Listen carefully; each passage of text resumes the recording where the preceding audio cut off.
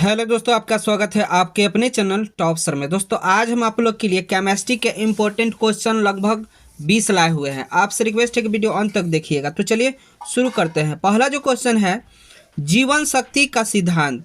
दोस्तों जीवन शक्ति का सिद्धांत कौन दिया था? तो वो बार्जिलियस थे, जो 1815 में दिए थे। ठीक है, चलिए अगला जो पॉइंट है, प्रयोगशाला में यूरिया कौन बनाया था?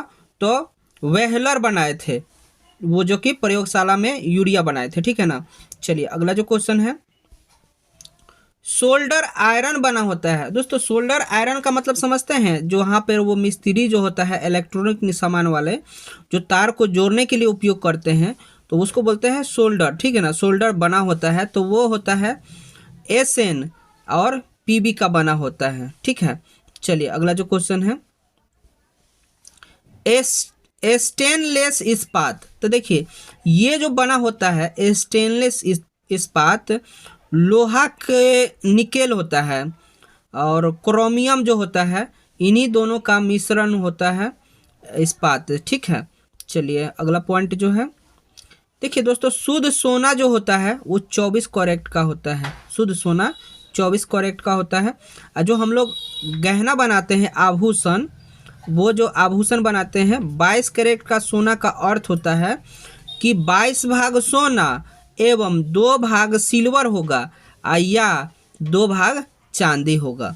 तो पूछ सकता है आपका कि आभूषण बनाने में कितना कैरेट का सोना लिया जाता है, कैरेट का? तो आप याद रखिएगा 22 कैरेट का। ठीक है ना। चलिए अगला क्वेश्चन जो है, पीतल जो है बना होता है तो वो तांबा और जस्ता का मिश्रण होता है। तांबा जो होता है, जिसका आप लोग जानबे करते हैं Cu बोलते हैं, और ये 80% होता है। और जस्ता जो है Zn बोलते हैं, जो कि 20% होता है। ठीक। चलिए अगला जो क्वेश्चन है, जंग होता है तो फेरिक ऑक्साइड होते हैं। जो जंग लगता है दोस्तों लोहे पर, आप लोहे के हवा में छोड़ दीजिएगा तो उस पर एक अवांछनीय पदार्थ जमा हो जाता है, तो उसको हम लोग बोलते हैं जंग लगना।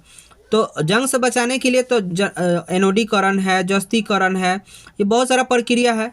लेकिन वो जंग होता क्या है? तो देखिए फेरिक ऑक्साइड, जिसको Fe2O3, और फेरिक हाइड्रा ऑक्साइड, जिसको बोलते हैं FeOH जो होता है ये।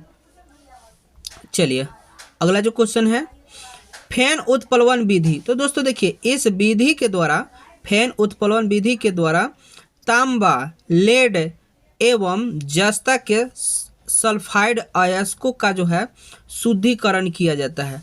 ज़्यादा से ज़्यादा आपको क्वेश्चन पूछेगा सल्फर का। ठीक है ना। तो फैन उत्प्लवन विधि याद ज़्यादा से ज़्यादा रखिएगा आप सल्फर, सल्फाइड अयस्क के लिए। ठीक है।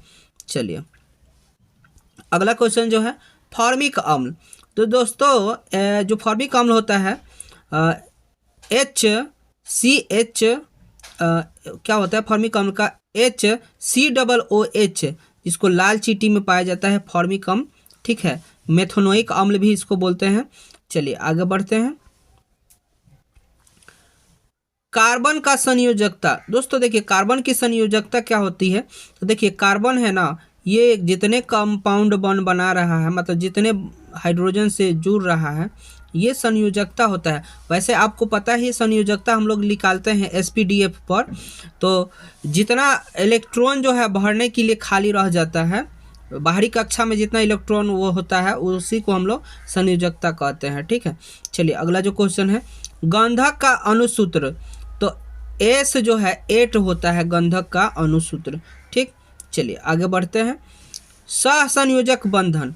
तो जब 2 परमाणु अपनी बाहरी जो है कक्षा में इलेक्ट्रॉन का आपस में साझा करता है, जब 2 परमाणु अपनी बाहरी कक्षा के इलेक्ट्रॉनों का आपस में साझा करता है, तब हम इसको बोलते हैं सहसंयोजक बंधन। ठीक है। चलिए अगला जो पॉइंट है, कार्बन के अपरूप। तो देखिए कार्बन के अपरूप जो होता है आपका हीरा हो गया, ग्रेफाइट हो जाएगा, और कोयला भी हो जाएगा, और फ्लोरीन भी हो जाएगा। ठीक है ना। ये जो है कार्बन के अपरूप है।